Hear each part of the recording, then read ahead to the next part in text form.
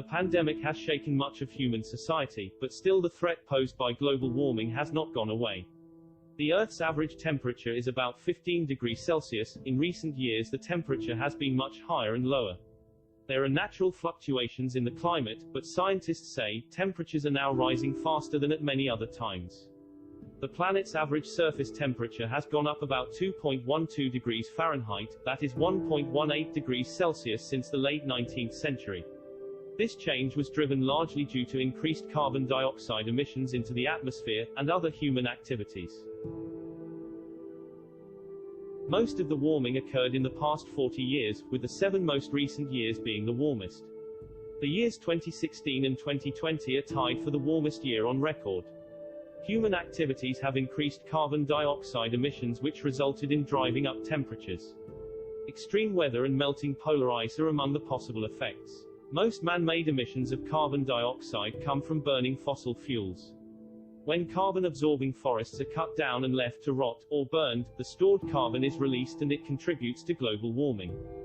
Fossil fuel burning for energy consumption is the main source of these emissions, with additional contributions from agriculture, deforestation, and manufacturing. The ocean has absorbed much of this increased heat, with the top 100 meters of ocean shows the warming of more than 0.33 degrees Celsius since 1969. Earth stores 90% of the extra energy in the ocean. Temperature rise is amplified in the Arctic, where it has contributed to melting permafrost, glacial retreat and sea ice loss. Warmer temperatures are increasing rates of evaporation, causing more intense storms and weather extremes. Solar energy radiating back to space from the Earth's surface is absorbed by greenhouse gases and re-emitted in all directions. This heats both the lower atmosphere and the surface of the planet.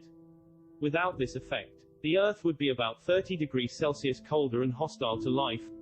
Across the globe, the average sea level increased by 3.6 millimeters per year between 2005 and 2015. Most of this change was because water increases in volume as it heats up. However, melting ice is now thought to be the main reason for rising sea levels. Most glaciers in temperate regions of the world are retreating. The satellite records show a dramatic decline in Arctic sea ice since 1979. The Greenland ice sheet has experienced a greater record of ice melting in recent years.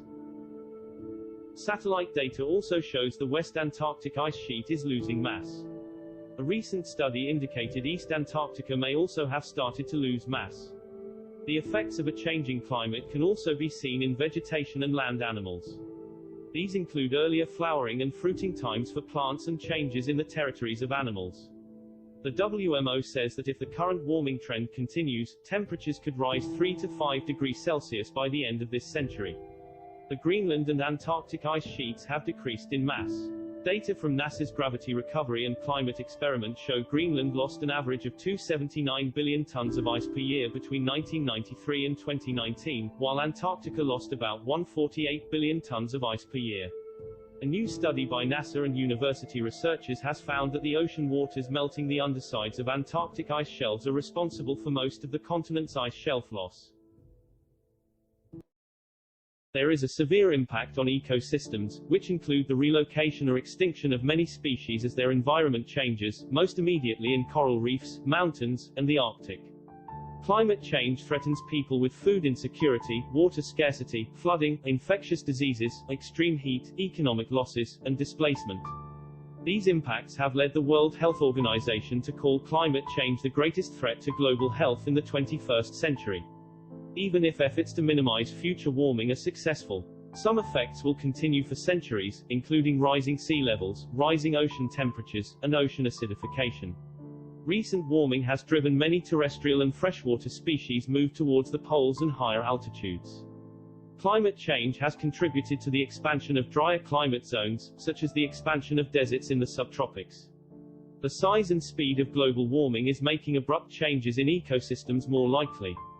Overall, it is expected that climate change will result in the extinction of many species. Heat waves in the ocean occur more frequently due to climate change, with harmful effects found on a wide range of organisms such as corals, kelp, and seabirds.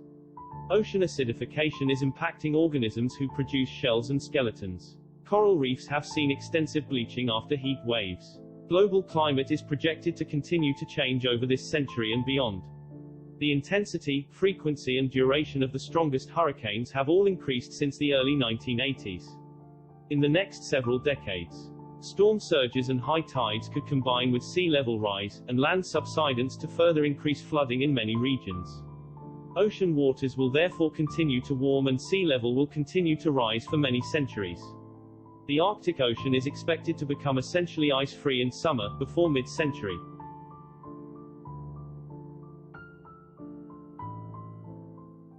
China is responsible for around 28% of global greenhouse gas emissions. Countries have only a limited time, they have already signing up to deep carbon cuts and there has already been progress. China aimed to go carbon neutral by 2060. The European Union followed suit in March 2020. Since then, Japan and South Korea have joined the cause. What the UN estimates is now a total of over 110 countries that have set net zero target for mid-century. Citizens and governments can choose among several options. They can change their pattern of energy production and usage in order to limit emissions of greenhouse gases. Renewables are now the cheapest energy ever. Renewables are already often cheaper than fossil fuel power in much of the world when it comes to building new power stations. While our understanding of how climate change affects weather is still developing, evidence suggests that extreme weather may be affected even more than anticipated. Extreme weather is on the rise, and the indications are that it will continue to increase, in both predictable and unpredictable ways.